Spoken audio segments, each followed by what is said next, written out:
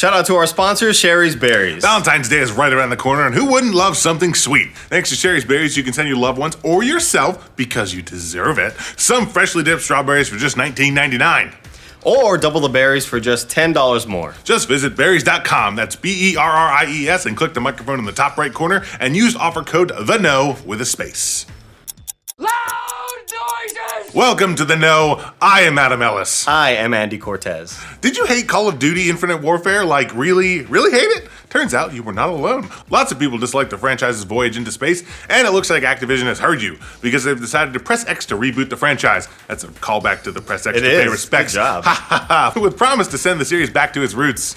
We learned this during an earnings report call yesterday with the company's investors. And thanks to that call, we've got a slew of headlines befitting one of the world's largest video game publishers. Activision also dished out a few details about Destiny 2, which is still on track for this year, with some steep penalties of Bungie if they miss the mark. Plus, Activision made a shitload of money off DLC and microtransactions, like more money than all of Steam.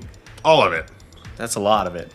It's all of it. 100% of it? 100%. Okay, but let's back up and talk about Call of Duty first. Activision admitted what has been widely reported, that Infinite Warfare did not live up to expectations, and the next game in the franchise, which is due out this year, will be a return to the game's roots. Chief Operating Officer Thomas Tipple called Infinite Warfare a high-quality, innovative game, but said that it underperformed the company's expectations according to GameSpot. That's not a surprise given that the game's sales were down significantly compared to 2015's Black Ops 3.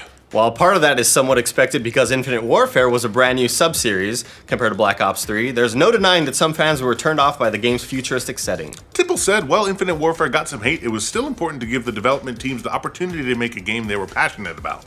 It's clear that for a portion of our audience, the space setting just didn't resonate, he said.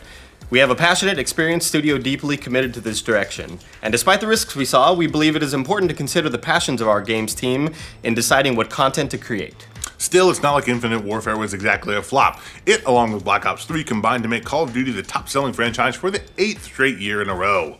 Like always. Tipple made it clear, though, that the game will be going back to its roots this year. And that might not just mean its setting. Tipple also seemed to indicate that the next game's gameplay will be more traditional as well. In 2017, Activision will take Call of Duty back to its roots, and traditional combat will once again take center stage, he said. This is what our dedicated community of Call of Duty players and Sledgehammer Games, which has been developing this year's Call of Duty title, are most excited about. Sledgehammer is one of the 3 studios, along with Infinity Ward and Treyarch, that make Call of Duty games on a rotating basis for Activision. Previously, it has helped with development for Modern Warfare 3, and was a lead developer for Advanced Warfare. On its official Twitter page, Sledgehammer said that the upcoming Call of Duty will be our biggest achievement as game makers. We don't know when or where the new Call of Duty will be set, but interestingly, Sledgehammer had an unreleased third-person Call of Duty game titled Fog of War that was set in the Vietnam War. That ultimately got shelved, but who knows, we might see some elements resurface in the next Call of Duty game. Plus, Call of Duty Black Ops also took place in the Vietnam War, so it's not out of the question that they'd be returning to that as well. In addition to news on Call of Duty's future, we also got word about another one of Activision's highly anticipated titles, Destiny 2. And no, none of those rumors from yesterday were true.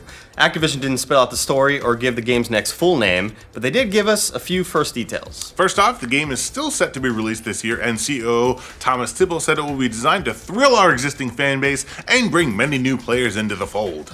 For anyone who either hasn't yet tried Destiny or hasn't played in a while, we think we've made a sequel that's going to have a lot for them to love too, CEO Eric Hirschberg said, according to GameSpot. The cornerstone of that is a great cinematic story that's been a real focus with a great cast of memorable, relatable characters, coupled with some very nice ways to make the game more accessible to a casual player. Without losing anything that our core players love, we've made it more accessible to someone who just wants to have a great, more casual first-person action experience. One of the big rumors swirling around Destiny 2 is that it'll be coming to PC, and judging by some of Activision's comments, we've got even more reason to believe that could be the case. In the earnings call, Hirschberg said that they're planning to introduce Destiny to a number of new people by going to some international markets that we haven't been in before. That certainly makes it sound like they intend on bringing Destiny 2 to a new platform, and the PC would be able to hit some of those international markets where consoles just aren't as big of a deal. The idea of Destiny 2 coming into PC first started floating around back in September when Kotaku's Jason Schreier, who has been the source of almost every Destiny leak, broke the story. And speaking of Schreier, he posted some really interesting insider information about Destiny 2 development yesterday. If you're worried that Destiny 2 could get delayed till 2018,